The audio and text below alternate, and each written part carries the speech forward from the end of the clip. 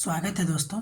Study for UPSC में हम लोग मौलिक अधिकार यानी कि पॉलिटी में मौलिक अधिकार पढ़ रहे थे। ठीक है, तो आज मौलिक अधिकार का ये अंतिम लेक्चर है। वैसे पॉलिटी में ओवरऑल 27 लेक्चर तक आज होगा। ठीक है, तो देखिए कुछ ही टॉपिक बच गया था, मात्र 2 फंडामेंटल राइट में, कि फंडामेंटल राइट की जो कमियां या आलोचना है वो, और उसके बाद उसका महत्व। ठीक है, तो ये बहुत छोटा सा टॉपिक मतलब लेक्चर होने वाला है। तो देखिए सबसे इम्पोर्टेंट बात यह है ना दोस्त कि लिखना चालू कीजिए, नोट बनाइए, क्योंकि आपके पास अगर ये नोट रहेगा ना तो आप रिवीजन अच्छा से कर सकते हैं। ठीक है, अन्यथा बहुत ज़्यादा छानबीन करना पड़ता है। ठीक, देखिए तो फंडामेंटल राइट की कमियां या आलोचना की अगर हम बात करें तो पहली बात तो यह है कि इस पे बहुत ज़्यादा प्रतिबंध है। आलोचक कहते हैं कि संविधान जो है ना मौलिक अधिकार पे अनेक सीमाएं लगाता है, रिस्ट्रिक्शन लगाता है, वो भी रीजनेबल रिस्ट्रिक्शन नाम से, है ना।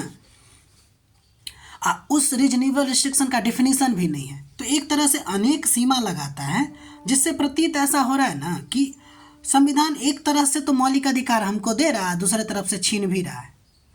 ठीक है, तो ये बात समझ लीजिएगा, यानी कि एक हाथ से फंडामेंटल राइट दे रहा है और दूसरे हाथ से छीन भी रहा है, क्योंकि हर एक आर्टिकल के बाद कुछ ना कुछ अपवाद है।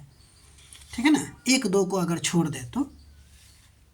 अगला नंबर, फंडामेंटल राइट की जो भाषा है वो बहुत ही कानूनी है, लीगलिस्टिक है। ठीक है, जो समझने में बहुत ज़्यादा मुश्किल होता है, और साथ ही साथ यह भाग बहुत ज़्यादा लंबा भी है, यानी कि फंडामेंटल राइट वाला भाग 3 जो है वो बहुत ही ज़्यादा लंबा है और बहुत ही ज़्यादा जटिल है। ठीक है ना, जिसके कारण मुकदमेबाजी को बहुत ज़्यादा बढ़ावा मिलता है। ठीक है, लोग समझ नहीं पाता है, समझने के लिए मुकदमा किया जाता है। इसीलिए आइवर जेनिंग्स नाम के जो विद्वान थे, उन्होंने भारत के संविधान को वकीलों का स्वर्ग कहा था। क्या कहा था? भारत के संविधान को वकीलों का स्वर्ग। ठीक, इसके अलावा मौलिक अधिकार जो है वो मुख्यतः राजनीतिक और नागरिक अधिकार देते हैं, लेकिन अगर देखा जाए तो रोजगार, स्वास्थ्य, पहले शिक्षा भी नहीं था, जैसे अधिकार शामिल नहीं है। शिक्षा तो अब हो चुका है, राइट टू एजुकेशन, लेकिन ये सब नहीं था। इसलिए आपको क्या किया गया, बाद में डीपीएसपी जोड़ा गया। तो इस बात को ध्यान रखेंगे कि मुख्य राजनीतिक और नागरिक अधिकार ही देने का कोशिश करता है फंडामेंटल राइट। ये भी अपने आप में एक आलोचना है।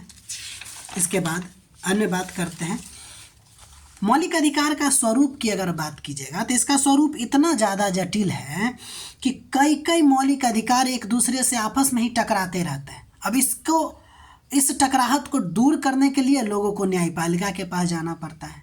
ठीक है ना, कुछ ये भी बात है कि कुछ ऐसे मौलिक अधिकार हैं, या फिर कहें तो अगर सरकार के द्वारा अगर मौलिक अधिकार का हनन कर लिया जाता है तो हमको न्यायपालिका के पास जाना पड़ता है। और भारत में बहुत सारे ऐसे व्यक्ति हैं जिनके पास उतना पैसा नहीं है कि न्यायपालिका में जाए, या नहीं तो अगर न्यायपालिका जाते भी हो तो बहुत ज़्यादा समय लग जाता है।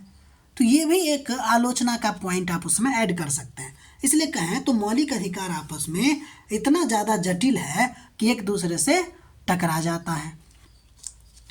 इसके अलावा मौलिक अधिकार का एक आलोचना इस बिंदु पर भी है कि मौलिक अधिकार जो है वो आपको अमेरिका के राइट ऑफ बिल से लिया गया था, यानी कि मौलिक नहीं है। ये मौलिक अधिकार खुद में मौलिक नहीं है, तो इसलिए इसका श्रेय भारत के संविधान निर्माताओं को नहीं दिया जाता है।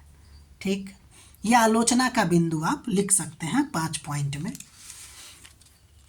लेकिन फंडामेंटल राइट के बारे में महत्व भी हम देखेंगे।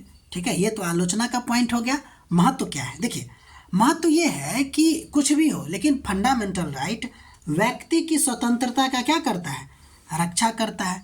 ये सरकार के मनमानी कार्रवाई से हमको बचाता है, और अगर सरकार मनमानी करे तो हमारे पास न्यायपालिका तो है ना।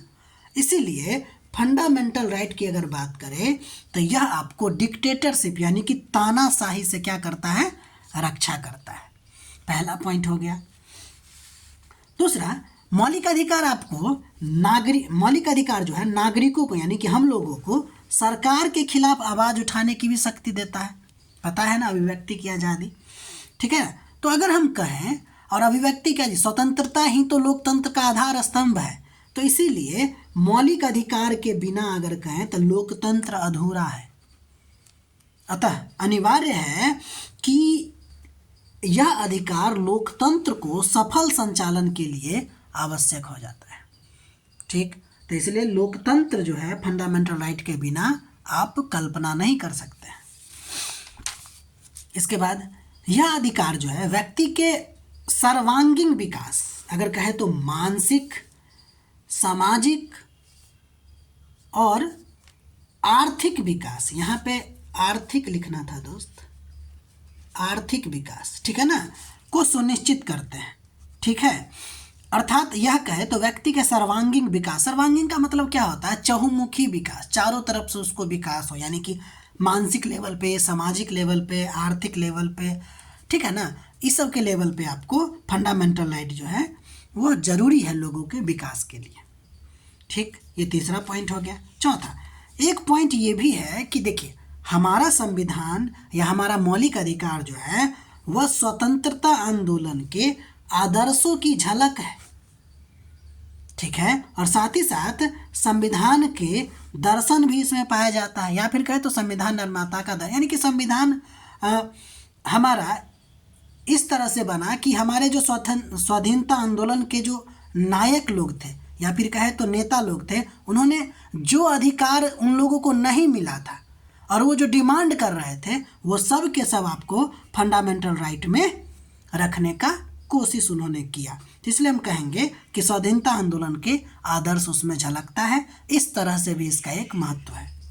ठीक, इसके बाद देखिए अल्पसंख्यकों को भी अधिकार देता है, शिक्षा एवं संस्कृति का अधिकार, वो अल्पसंख्यकों के लिए विशेष है, बाकी तो है ही। तो मौलिक अधिकार एक तरह से अल्पसंख्यक को अल्पसंख्यक की भावना नहीं आने देता है। ठीक है ना, इसमें भरोसा का भाव आपको जगाता है। ठीक है, तो इसी जिससे होता ये है कि राष्ट्रीय एकता को बढ़ावा मिलता है। इसलिए फंडामेंटल राइट को आप इस आधार पे देखिएगा कि ये राष्ट्रीय एकीकरण में भी सहायक होता है। तो देखिए ये आपको आज फंडामेंटल राइट पूरी तरह से आज समाप्त हुआ। उसके बाद हम लोग डीपीएसपी को पढ़ेंगे। इस बात को ध्यान रखते हुए कि बहुत ही डिटेल अध्ययन आपको करवाया जा रहा है और एक समृद्ध नोट जो होता है वो आपको बनवाया जा रहा है। बाद में जो भी करंट का टॉपिक होगा उसको हम धीरे धीरे जोड़ते चले जाएंगे। तब तक के लिए अपना ख्याल रखिए, पढ़ाई करते रहिए। मिलते हैं अगले वीडियो में।